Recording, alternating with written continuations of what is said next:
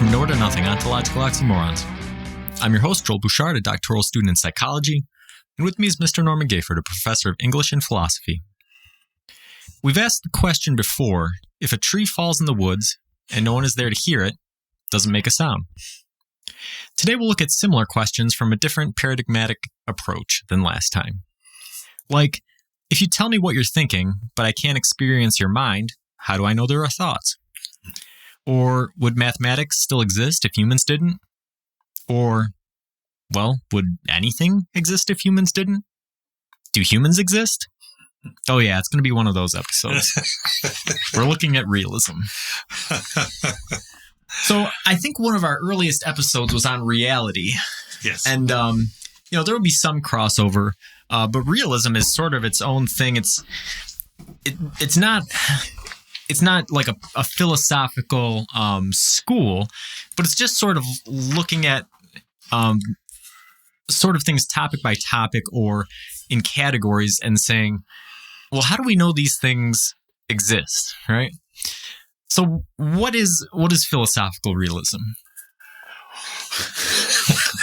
I'm going to read something to you just because we both read this magazine, but Paul Doolin, a philosopher, reveals that the real problem with the real world is knowing what real really means.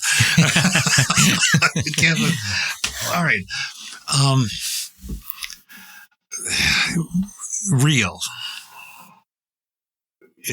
has been off and on, but quite often as a strain running through it, considering a couple of things. One, that the world is made up of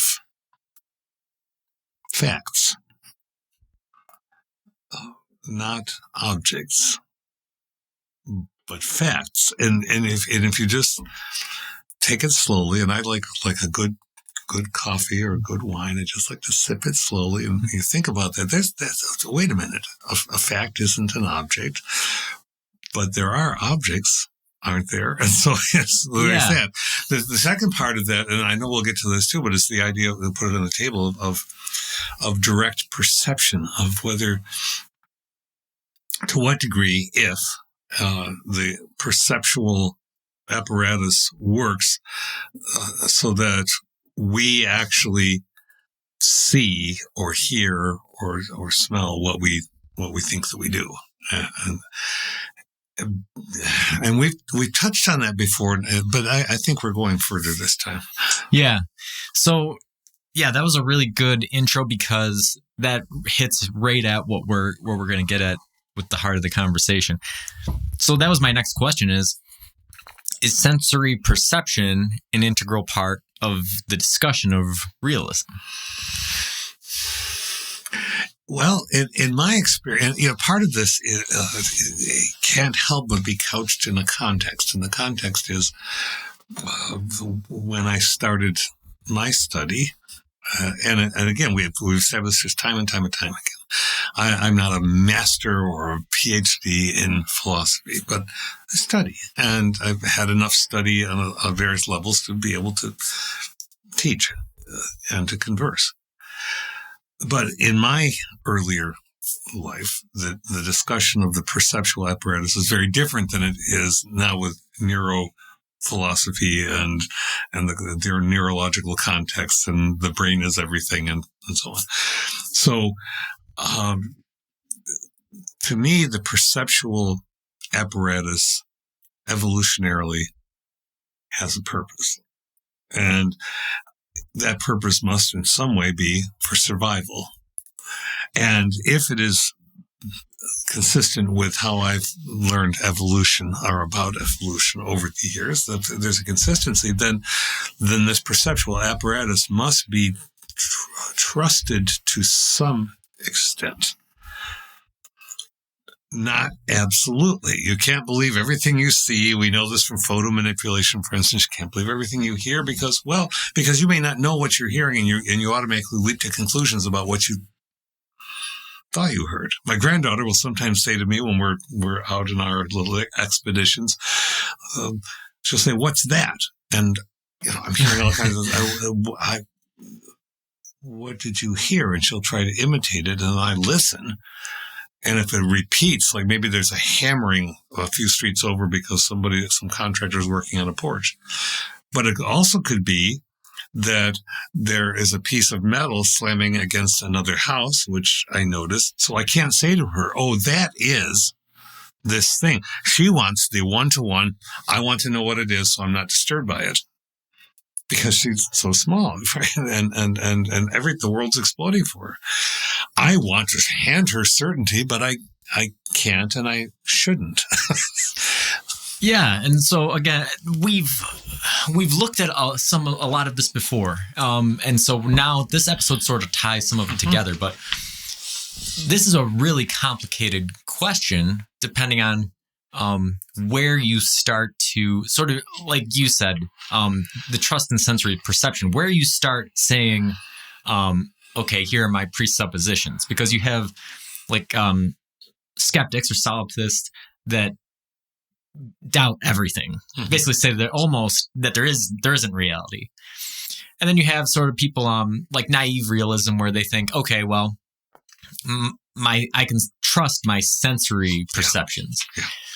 And then you have other sort of scientific realism, where you say, well, okay, well, that trust can extend into scientific instrumentation and knowledge.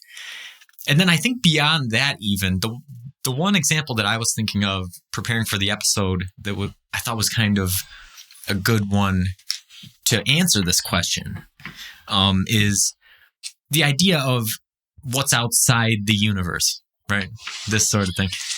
It's like, okay, well, there's no sensory perception for that, right? Either human or scientific. But in some definitions of this realism, even thinking about a abstraction, or thinking about something that could possibly exist but doesn't, is enough to provided something there. So that's why this conversation is going to be so fascinating. Is like you said in the intro, we're talking about facts, not objects. And so that was Wittgenstein, by the way. Yeah. So when you start thinking about that, okay, well, is morality a fact? Is mathematics, are those mathematical equations facts? Like what is a fact, and what is real? How far can I trust what I'm perceiving, whether it's through natural senses or scientific perceptions or my own thought experiments, these sorts of things. And so we try, of course, and you know this well, we try various things. We try to replicate. I mean, it's a scientific method, right? We know there's a lot more to the scientific method than we were taught in elementary school. But if you can replicate a result time and time again, whether in theoretical physics and simulations or chemistry, hands-on with the tubes, then you begin to trust that there is a factuality present. 1 + 1 = 2, because we have a numerical system that works out that way. So we could say that 1 + 1 is a fact, but only if we could talk about, well, what kind of numbers are we talking about? Yeah, right? Yeah, and that's where it gets interesting, because mathematics is very clean. And I think that the human inclination is to draw clean distinctions and boundaries around things. When in reality, when things are not like that. And so with the scientific instrumentation, this one sort of hits a chord with me, right? Because let's say we have that example with your granddaughter, right? So you're using the auditory system that you were born with to perceive your environment. And it's a good system. You can hear stuff from 20 hertz to about 20,000, depending on your age. Might drop down to 15 or 12,000, or, there might be little dips. There is dips. There's the Munchkin curve where things within the 2,000 to 3,000 hertz range sound louder just because of the shape of the ear and the hair cells and these sorts of things. So we perceive it to be linear. We think, oh, okay, well, bassy sounds and treble sounds have similar volume when they don't. Or, things that are within the speaking range are louder and more clear to us because our brains and our hearing system have evolved to give those precedents. Mm-hmm. When in reality, in the environment, there isn't such a thing. You just have a more perceptive hearing range. So I work with, you might not want to say scientific instruments, but instruments that provide analysis and sort of insight into the reality of the audio spectrum, right? So, and those instruments can do strange things when you start doing. Let's say I'm picking up with the microphones that we're using that same banging that she was hearing, right? And I can look at it on a spectral graph and these sorts of things. And we've even reached the point where I can use AI to try to figure out what sound it is, right? Now, all of my stuff is geared towards music, but even when I'm playing instruments, this happens, right? So I might be playing drums and I'm playing, so the computer will pick up a snare hit and it will say, okay, that's a snare drum. I can tell by the spectral shape of the curve when, I can tell by how percussive it is, where there are things in the audio spectrum, that sort of thing. Well, if I'm playing and then as a human, I hit the snare drum in a different place. Instead of hitting it dead center in the middle of the head, I hit it out near the rim. Well, that changes the spectral characteristic of the snare drum. And sometimes the AI says, oh no, that's not a snare drum. That's a wood block, or that's a, that's a cowbell, or it's a splash cymbal or something else. And it will apply different processing to it, right?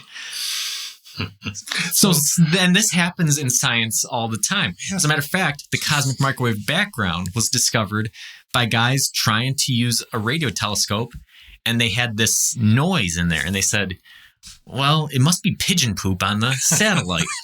And so these guys spent all day cleaning out this pigeon poop only to find out that the noise is still there. And they say, whoa, is there actually just this noise everywhere in the universe? And they just made a huge discovery. Mm-hmm. That's part of the problem with trusting scientific knowledge, is that we want to believe 1 + 1 = 1. But is there always a totally equal 1 and 1? Or is there always some sort of noise in the signal or something different in the things that make it difficult to have such a clean equation? Which is why, it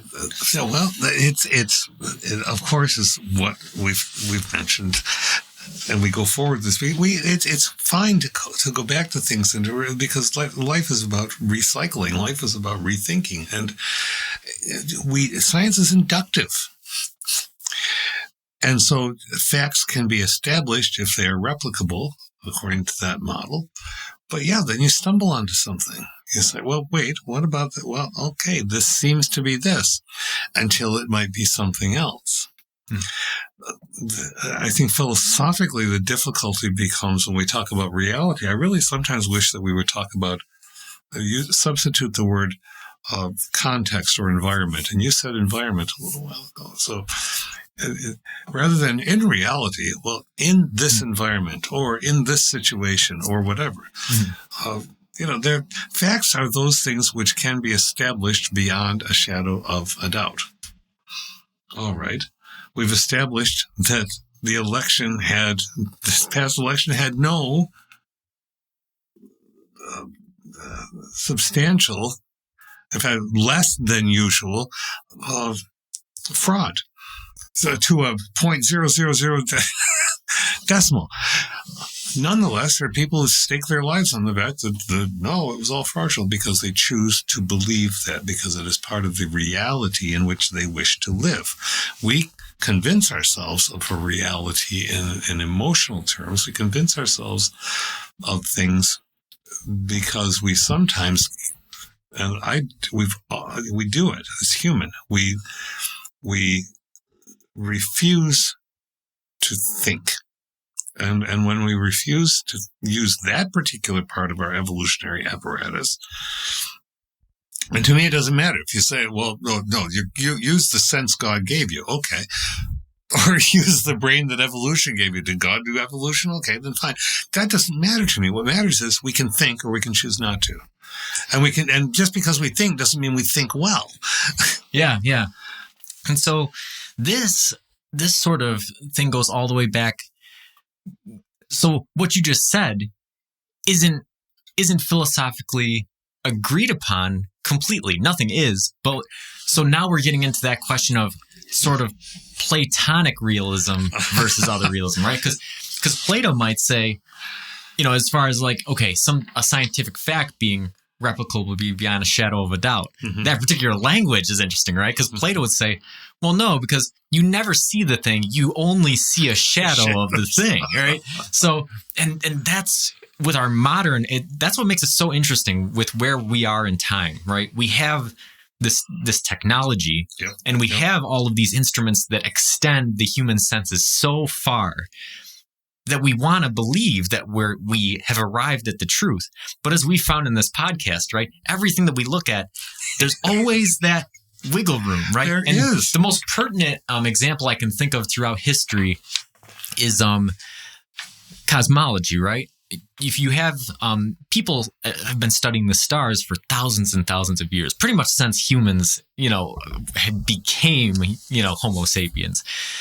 And what I like seeing is in, ancient times, okay, well, this is how the planets work. Well, then that didn't quite work out. So then they added epicycles, right? And they're like, okay, this is how they work. And then more research said, well, it's closer, but it's not right. So we'll add more epicycles. I said, okay, that's how it works. Well, no, it's still not adding up, but it's closer than it was. So they keep adding them. And pretty soon you have planets just spinning on rings, spinning around each other, doing all this stuff to try to get the data to make sense. The orreries, yes. Right, until a new paradigm arrived. And then we could confidently say, oh, okay, this is how the planets exist. And now we have that accuracy within fractions of seconds, right? How the planets orbit. But still, like I just said, it's an accuracy within fractions of seconds. So we still don't, I guess we still don't know how the planets orbit, even though we have such a high percentage of accuracy of how they work. So that's what makes it interesting, right? Is modern technology and stuff, we've arrived at a huge level of precision and detail.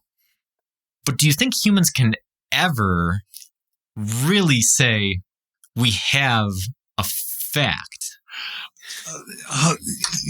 Yes, I do. So I'm the old-fashioned guy here. In the sense that there are things that can't be measured. Let's take a really mundane example. Did a student submit a paper to me or not? Well, perhaps it wasn't in hard copy because I allowed it to be submitted in Google Docs. Now the student can say, but I uploaded it into Google Docs and now it's not there. Well, then just send me a copy because of course you saved your file. Well, no, I didn't save my file. So the fact may be that the student made the attempt to submit it, but the submitting didn't work. Therefore, I didn't receive a paper. That is the fact of whether or not the paper exists or existed may not be able to be determined, but the fact that it was not delivered is measurable. And one needs to be careful about what one is establishing as fact based on what is, if not measurable physically, if it can be established intuitively to the agreement of a dominant majority, we accept that sometimes as a qualified fact. Mm-hmm. Yeah, this is a really important part of the discussion. I mean, like I said, this is something that is not universally agreed upon in philosophy, and it's an episode that we really need to do. We talk about a lot, but relativism, right? Yes, we do. Now, right. The orbit of the planets is one of the most. That's about as close to being a fact as you can say, because the planets orbit in a vacuum, so things are very predictable. We can predict the orbit of the moon millions of years into the future because things operate so regularly in space. So I think that there's an important line to be drawn between a failure in the scientific thinking and just noise in the data, right? Yeah. So maybe we don't know the orbits to the second because space isn't a true vacuum. There's a 3, neutrons per square meter, and that's just enough to slow down the gravity of a planet as they're traveling through space to affect it by a fraction of a second. And then there's dark matter. And then you say, but the question is, does that wreck the validity of science? No. It's just something that we don't have the measurements to predict. But on a whole, we can look at the system and know how it works. Mm-hmm. And so as a philosopher, you have to ask yourself the question, okay, is that enough for me to establish this as a fact and to say that I trust the scientific method that we used or not? Mm-hmm. And it's going to vary from case to case. I think in terms of scientific orbit, or planetary orbits, it's amply sufficient to say, yes, we know the science here and we can trust it. Mm-hmm. Whereas if it was hundreds of years ago and we were looking at epicycles, we might say, I don't know if this really makes enough sense, for it to work out. Yes, the knowledge accumulates. The fuzziness gets more precise. Our awareness of what's out there and around us gets more complicated. The human animal does not like complexity as a standard operating principle. I think you smile to nod. We can agree that we'd rather have a simple explanation than a complicated one. We'd rather have something that's just absolutely certain all the time because that's just the way that we want it. Too bad for us. It's amazing we've survived this because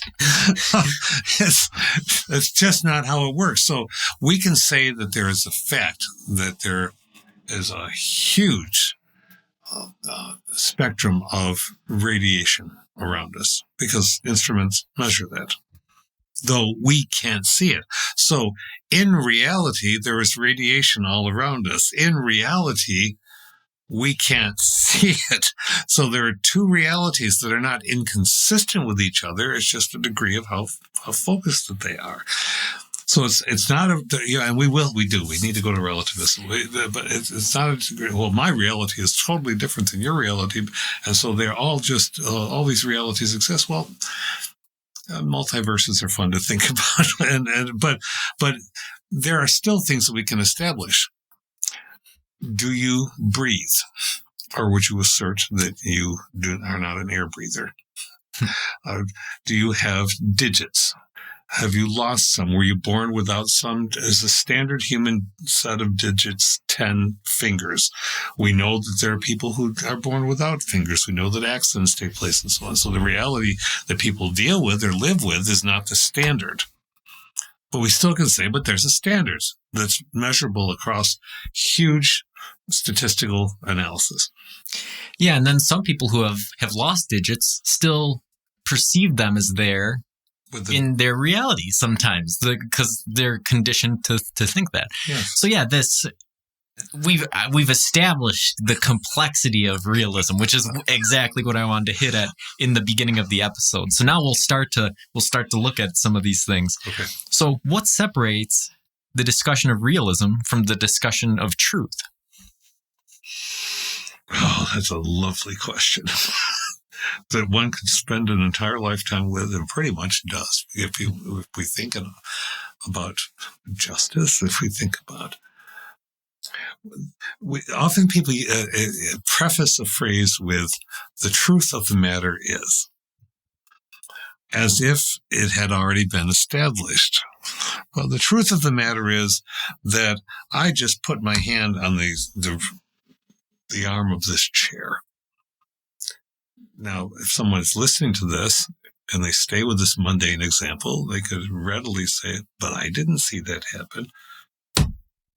That was my hand going on the chair. Well, I don't know. Let me use my AI on it and see if that was a hand whacking an arm.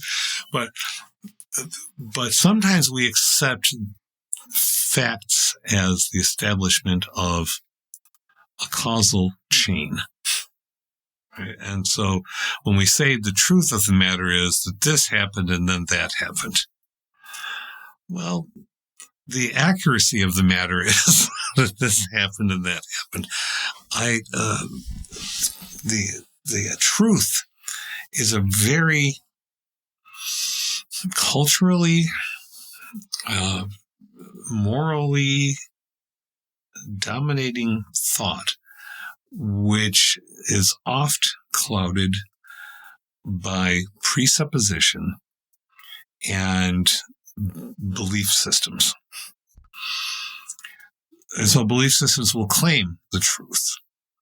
The truth of the life of Jesus Christ, or the truth of the Buddha, or the flat earthers will say that no matter what you show us, we know the truth is that the earth is flat. And so no establishment of factuality and presentation of that and causality and whatever levels we wish to go to generally affect that belief system, because people retreat to a truth, as they call it sometimes, and are unwilling to see that just like in science and inductively truths change, so do truths when we become aware of a larger history. That is a fantastic answer. I had an example ready to bail you out because I wrote the question. And I was like, thanks for trusting that one. I wrote the question. I was like, man, this is a rough one. But somehow you always end up giving really good answers. The example that I had was basically exactly what you just said, which is the example of a misrepresentation, right? If somebody, let's say I was driving at night somewhere and something ran across the road, and my brain told me it was a raccoon, right? Yes, yeah. And then I'm telling, when somebody else was in the car and they saw a possum, right? And then we're telling the story to a third party later, right? And I say, yeah, and I was driving and this big raccoon ran out across the road. And the other person says, no, it was a possum. And, and you have this argument, right? Mm-hmm. Mm-hmm. So what is what separates the truth from the reality in that situation? And what you said is essentially there might be a different truth based on the belief system between the two people, but there is a reality of what happened. Yeah, the fact is that something went in front of you, and it was of a roughly determinable size. Mm. This locates our discussion in time, but this, something that we were talking about before, I think is very important here. Today, we know it's December 2021, and we know that we're a couple weeks away from Christmas. And you notice what I'm doing. I'm not putting the day itself on. I'm not giving it a number. This is purposely chosen. Sometime in mid-December, sets of tornadoes rack middle America, and a terrible number of deaths have apparently happened. They don't know how many yet. And there's a large warehousing facility, and that got hit by a tornado, and we don't know how many people are lost. But when the people who are responsible for management are asked for a number of how many people are in the building, the first current, as of an hour ago, report was that, well, it's not in the hundreds. Now, to me, that's extraordinarily vague. It may well be the truth that it's not in the hundreds. I certainly hope so. But one would like less vagary and more specificity if one were a searcher, I am sure. If families want to know, and there is the inevitable human complexity of some people going out for a smoke, some people ran off to McDonald's to get a lunch, and maybe they were still on the clock, and you don't know if they're in the building, or somebody had to run up the car to get a purse or whatever. And so maybe we don't, it's understandable, you don't know the exact number at an exact moment that are in a building. Nonetheless, you, in management terms, should have some idea of who's in a building. I would think. Yeah, absolutely. As somebody who's in charge of this sort of thing, we have a roster, an emergency evacuation roster, that were there to be an emergency, I would grab on my way out, and then we have a designated meeting spot, and we check off people and do this sort of thing. You have cars in parking lots, you have all this sort of stuff. And like you said, it's never that clean cut, right? Somebody always is out doing something, or somebody could be visiting, that isn't normally there. So there is a certain amount of noise in the data, right? But at the same time, there is something that you should have a pretty clear, brackets, especially if you bars, card yourself in and out, if you have to flip a card. Anyway, that is not said to trash anybody, but to bring up in a very stark human, I was about to say real human terms, because we like to use that word just to emphasize that we know what's going on. That some things are measurable precisely, some things are measurable roughly. Some things perhaps aren't measurable at all. And so there's a degree of power or solidity in the factual measure, the factual spectrum. But there are still things that can be established. Yeah, and this looms large in science. It's called, error bars is what it's called. So like we were talking about earlier, we have the mathematics, right? And we want to say that 1 + 1 = 2. We want it to be that clear cut. But when you get into real science and real mathematics, and you have the equations going out, and you look at the mass of the moon and its trajectory and all of its distance from the gravitational pull of Earth and this stuff, when you play all the equations out, what ends up on the other end of the equal sign is these brackets, and these brackets are called error bars. And there's a certain power of certainty that tells you to what degree you believe that result is accurate. And that's the way it is with everything, right? And it doesn't matter if you're looking at, scientifically at the planets, or if you're looking at how many people were in your building that you're looking at. So you have these error bars. You're saying, okay, well, there should be 80 ± 5 based off of the information we have, people in a building, or the moon should be here ± a couple inches within a year. These sorts of things. You can't avoid the noise in the data, but there is data. Yeah, I think that's what we're coming to, and all the complexity. There is data, and would we say that the data is the truth? No, the data can lead to an attempt, an authentic attempt to establish a truth.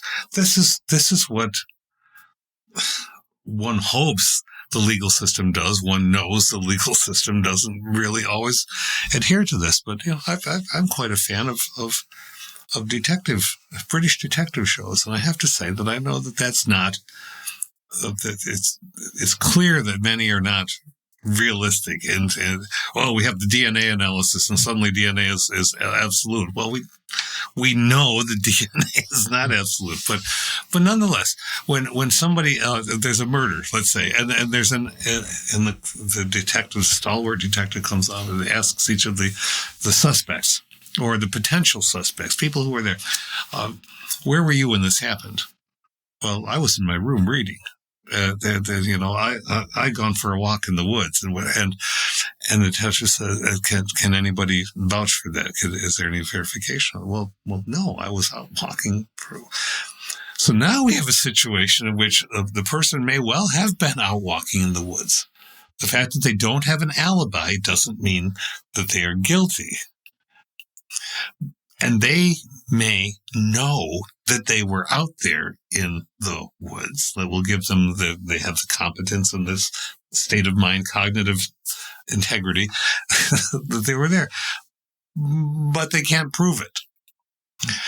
And the detective has to say, well, then that can't remove you from the list of the suspects for this case because, well, that's all about factuality and degrees of what can and cannot be established. Yeah. Yeah. And in cinematic detective work versus real detective work, we know that there's a gap there, right? Yeah.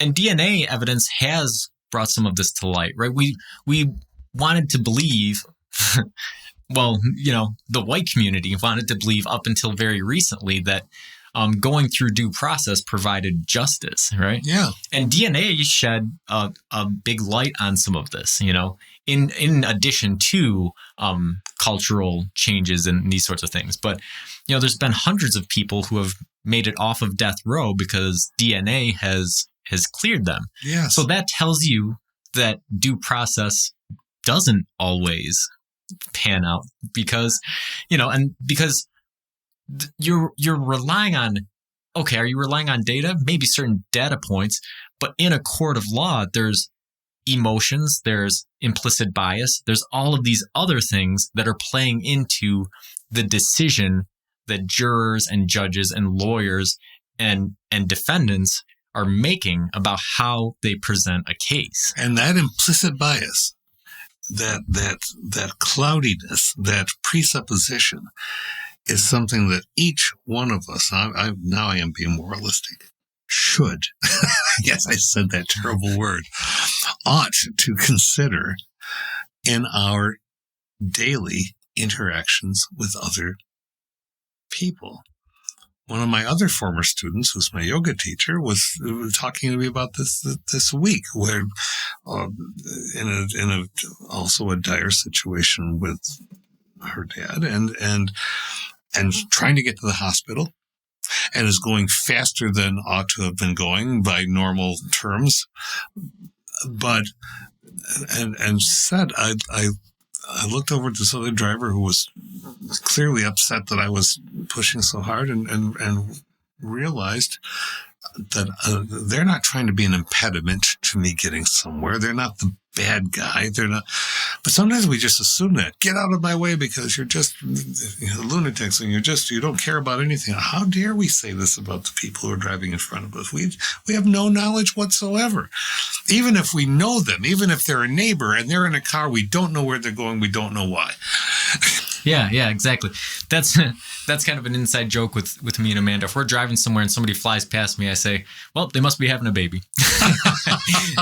But it does highlight, like you said, the implicit bias. And then, so on the human side of it, there's that. And then on the data side, like you said, DNA isn't the be-all, end-all either, right? Recently, I had to have a DNA test done to figure out if I was at risk for certain rare, dangerous cancer genes. And the results I got back were very interesting because they tested me for several dozen different cancer genes. And the results were negative for over half of them. And then for the other minority, it said, we're uncertain, but based off of the data that we have, we don't believe you're at risk. But in several years, once we have more data points, we'll be able to provide you with a better answer. Mm-hmm. Mm-hmm. And that's, again, it's one of those things. We'd like to, like 1 + 1 should equal 2. We like to believe, okay, A, T, C, and G should always line up in these pairs, and we should be able to know what they mean, and it should all make sense. And it doesn't at this point. And in the future, much like the orbit of the planets, it will become more clear. But there's always going to be noise in the data. There's always going to be that Neanderthal DNA that doesn't make any sense, and we don't know how it affects it, and these sorts of things. And we can still. So now that's wonderful. You've encapsulated that. So if you come to reality, well, there are facts. You had tests. The fact is that the results came in. Was an absolute conclusion possible? No, but inductively, there were some, quite probably this is okay, and so on. There were still facts. the part of the debate now in philosophy is with the word reality. Do we take reality to mean the sum total of all being, the world, so to speak? But even when we say world, we're back to the language philosophy. But the world, oh, you mean the earth?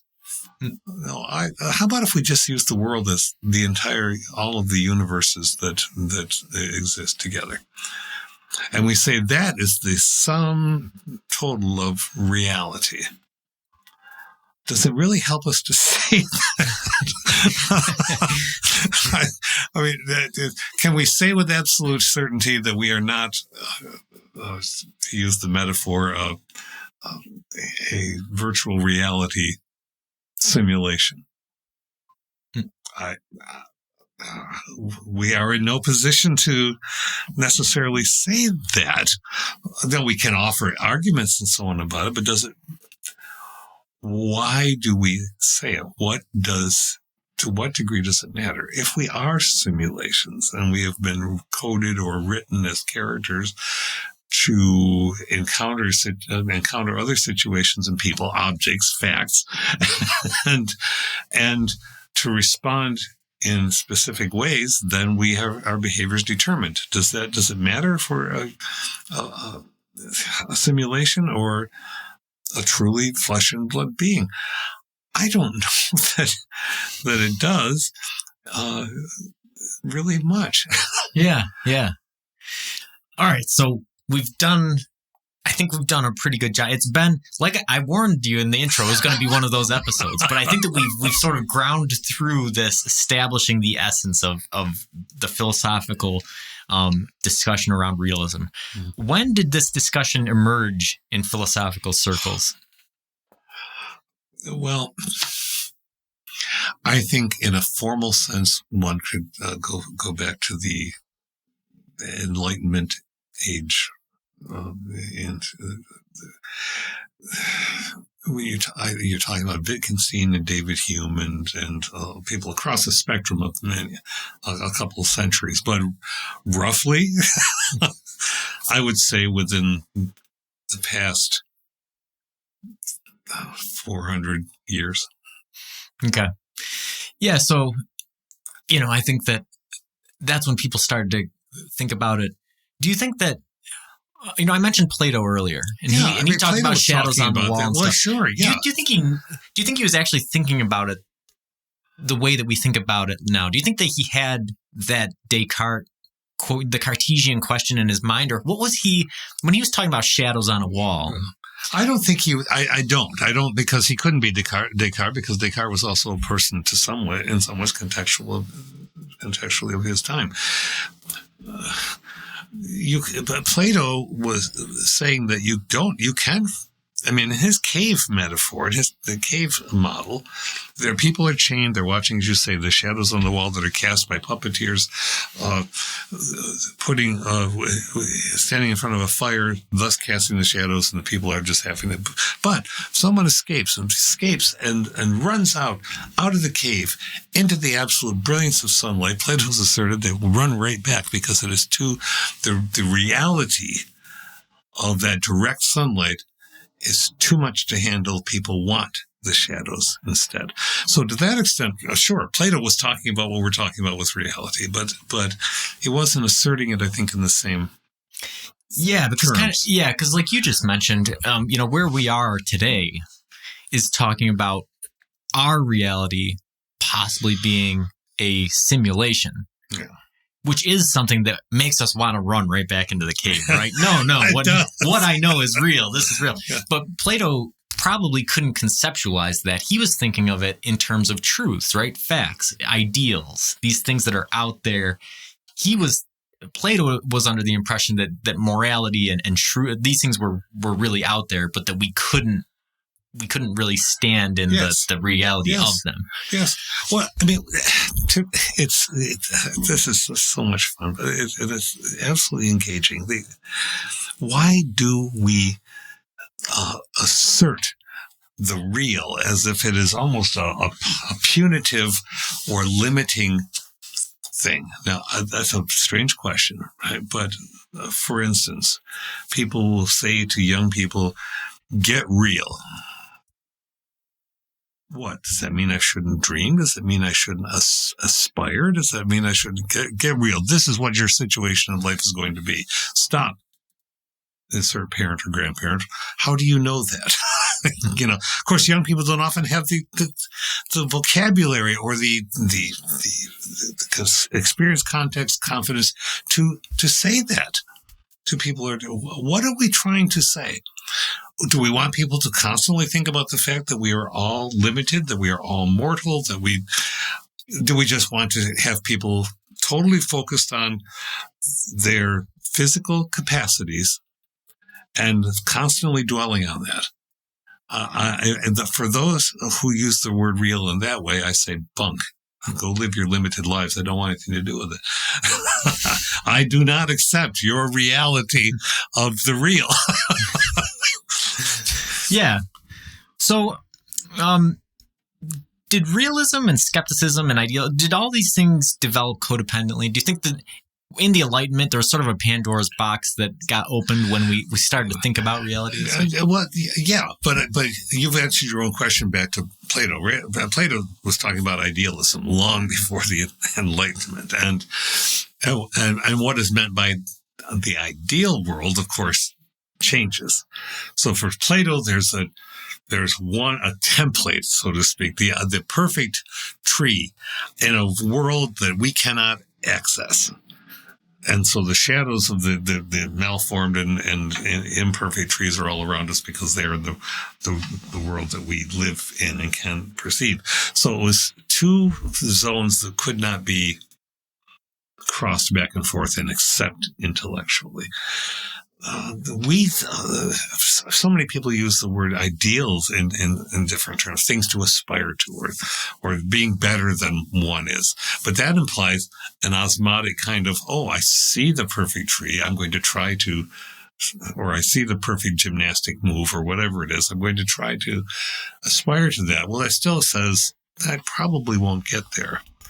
But if I'm aspiring to it, we somehow associate that with being a positive act, right?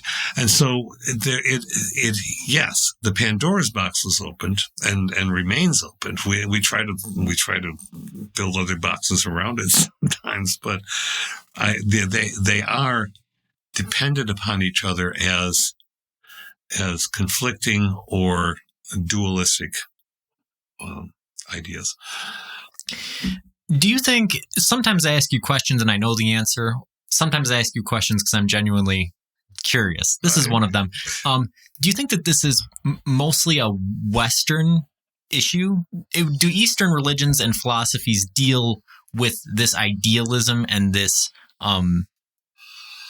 sort of stretch for it in the same way? I think not in the same way. All of our experience, I say my limited experience, all of our experience is limited because you can't have every experience. But in reading, conversing, and practicing very roughly my own yoga practice, there's less of a set of siloed categorizations. More, I think, an acknowledgement of the fluidity of all things. And so, no, it's not the same. Okay. I like that a lot better because I feel like that's the way that I intuitively think about things. It's like you said earlier in the show, humans want a simple answer. I feel like I want the complex answer, right? As soon as I have the answer, I'm not a conspiracy theorist because I feel like conspiracy theorists, right? They will, even though it seems like they're taking something that's simple or factual and making it complex, it's really the inverse, but it's just confused. It right? is. They're dressing it up. They're taking something that's very complicated, and then they're adding simplistic knowledge to it that makes sense with what they believe they know in order to come to a conclusion. And what they are privileged to know because, of course, they have figured out the conspiracy, and so they have the answer that you ought to want. Right. There's still that capitalistic thing. Anyway, I'm interrupting. In my personal terms, I like to feel like I never know anything.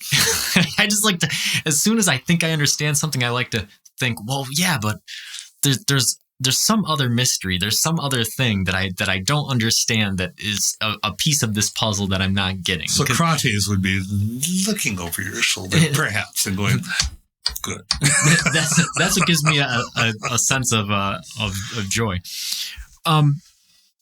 But yeah, outside of perception, can we as human beings determine reality? So you talked about how if we're in a simulation, we are experiencing determinism. Our behavior is determined. But can we, as human beings, actually determine reality? I think we have a range of acts which we take that can cause other effects that might take us a little bit off the predetermined necessities that the neurologists and the geneticists tell us are there. I think that which is to say, I think we have some free choice, but determining our reality, that now we're going back to the word reality as context or environment. I have some ability to determine the set of conditions in which I am comfortable, or set the conditions which will lead me to. I was offered to graciously 3 years. We're going on 3 years. This thing with you, this marvelous podcasting, these conversations. I could have said no, or I could have said yes. Some people say, "Well, of course you were going to say yes, because that's just I'm not interested in that kind of calculus. It went this way, and I'm having a great time." So we have choices. And we can, and all the self-help books in the world, which are based to some degree on sacred texts here and there, is philosophy is you can to some degree establish your mindset. And so, is that answering what you're asking? Yeah, it's a real complex question, because we can look at it from a sort of a traditional philosophical standpoint, like you just explained, sort of the free will versus determinism view. But here's where like modern philosophy adds an interesting twist to it, right? Because there's a physics realism, right, where philosophers are starting to think about reality and human actions within the quantum realm, and saying, okay, well, actually, if you look at environment, right, I can't really change my makeup, right? Like I can't change my skin. I can't affect the rate at which I age. I can manipulate things, but I can't change my environment or my reality. I can have an effect on it, but I can't change it. Yeah. Well, there's philosophers who are looking at physics and saying, well, actually, when you are making decisions, you're collapsing wave functions, and it's sort of Schrodinger's cat with human beings. And so actually, we are sort of forging our reality each moment, So it's kind of an interesting twist to it. It is. Well, it is, and that. I think it's exciting. I think it's exciting because it's, to me, and I'm being overly simplistic because I'm an overly simplistic fellow. It's as much as to say, sure, if I choose not to eat 3 donuts today, and I don't do that, but I have carrot sticks and I shift into this for an extended period of time, I've collapsed the waveform, which is leading me to a less healthy existence. And physics can teach me that. Anatomy has been teaching that for a long time. And physics can, and that kind of physics philosophy crossover enables the thinking that, you can change the future. Yeah. And then there's a psychology component, right? Where psychologists would insist, well, actually, your capacity to exert free will and discipline is very limited. So choosing not to eat donuts is almost not really within your capacity. Yes, there are people who would say that. So if you're not eating the donuts, it might not necessarily because you don't have the willpower or because you have the willpower or discipline. It might be because you ate carrot sticks beforehand and the fiber filled your stomach, and that decreased the leptin and the ghrelin hunger hormones in your brain, and so you didn't eat it. But psychologically, you didn't actually have the power to make that choice. But physiologically, your body was able to say, oh, I don't need the donut because I have the sugar and the fiber from the And carrot. emotionally, how I feel when I have said donut or I drink a lovely glass of wine occasionally, and it makes me very happy. There's something to that too in the quality of the life one is living. And so, then this encapsulates the whole conversation we've been having, right? These different aspects of science. You know, you have a physicist and a psychologist and a philosopher. It sounds like the beginning of a joke. But it's kind of like those people driving in that car at nighttime, right? You see somebody say, oh, wow, you see that thing? It must have been 3 feet long. Somebody else says, no, this must have been 2 feet. It was probably 2 feet. And somebody else says, well, I didn't see the size, but it definitely had some white fur on it. And somebody says, well, you know, based on the locomotion, the way its legs were moving, or, yeah, it was this tall, or, you know what, I saw a reflection of green in the eyes, not yellow. And you have all the people in the car seeing different things to try to determine what that thing is in the dark that ran across the road. 6 blind men and an elephant. Yeah, that's the perfect philosophical example. I think we've mentioned it before, but we can talk about it again. You have 3, 6, however many blind men trying to figure out what sort of animal they're feeling, and it's an elephant. Yeah, so you have one guy in the trunk. Oh, well, this is a long, flexible animal. And somebody touching the foot. No, this is a sturdy, solid animal. And somebody touching the tail, and oh, this is a hairy animal. All these different things. So yeah, but they compare the data, right? And you have some sort of picture, with air bars, with noise, with all the stuff that gives you an idea of what the elephant is. Did they encounter the elephant? Well, they encountered a thing, an object. They determined facts about the object. That's where object and facts are different. We don't know an object. We know the facts about the object. I think that's going back to where we were before. Yeah, that's a real good quote. All right. Last question. We've sort of been skimming towards this during the conversation a couple different ways. Is it possible for independent realities to exist? Or does one reality exist and there's independent views? Is it possible for independent realities to exist? Well, let's go to physics and metaphysics again, quantum physics. This is so mushy into pop culture now, and it's fun. The idea of multiverses, the idea that we make a decision, we turn right or left, that breaks off into a bubble universe or other kinds of things. And so we, in fact, are doing that other thing, even though in that universe where we aren't in this one. Okay, so if it all works that way, then we can create multiple realities with everything that we do. But even if you take that as metaphor, we create realities, as you said moments ago. Waveforms collapse and things are happening. Is there one reality and we're all interpreting it differently? If we let's put the multiverses aside for a moment and okay, one event happens. How many times do we encounter this with police officers? However I feel about the state of law enforcement now, I have certainly anyone who is having to encounter a situation in which blood pressures and emotions and endorphins and everything are up. People are going to see different things, as you were talking about before. And for them, that is what they are certain they saw.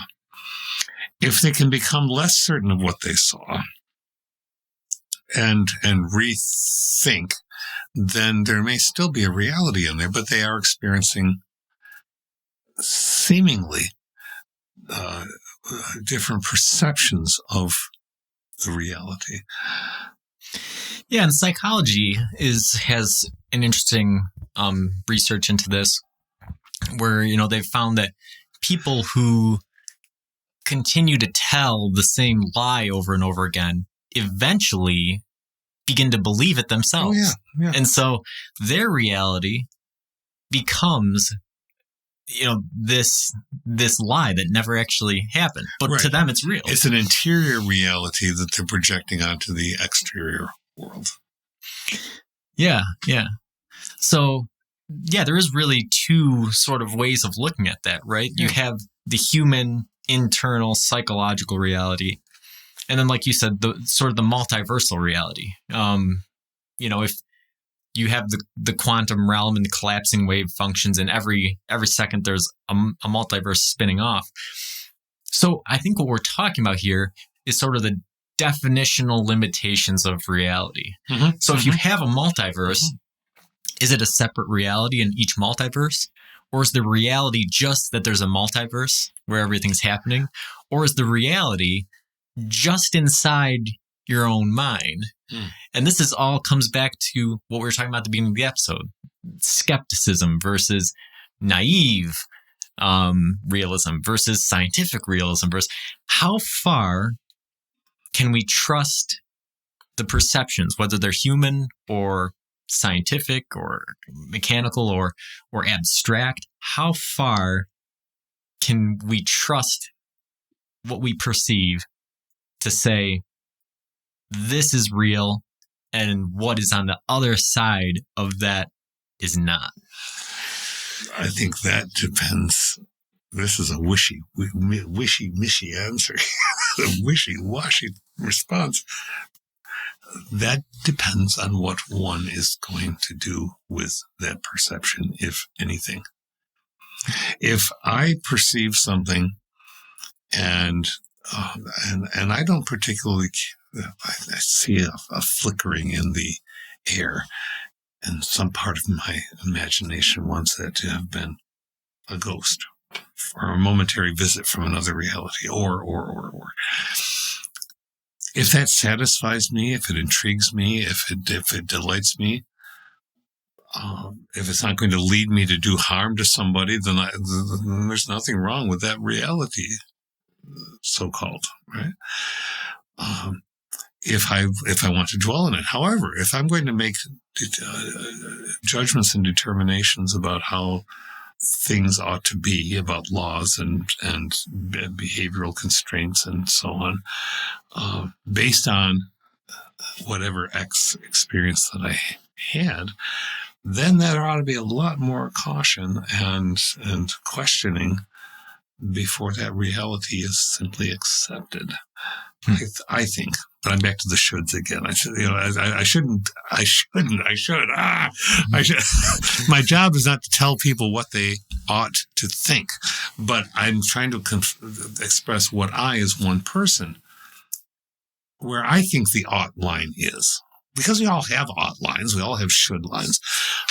But for me, it depends on how far it ripples out to encompass things that are going to have a significant effect on other people. Yeah. In reality, the truth of the matter is that you should continue to think about realism. That's fine. Until next time, keep pondering.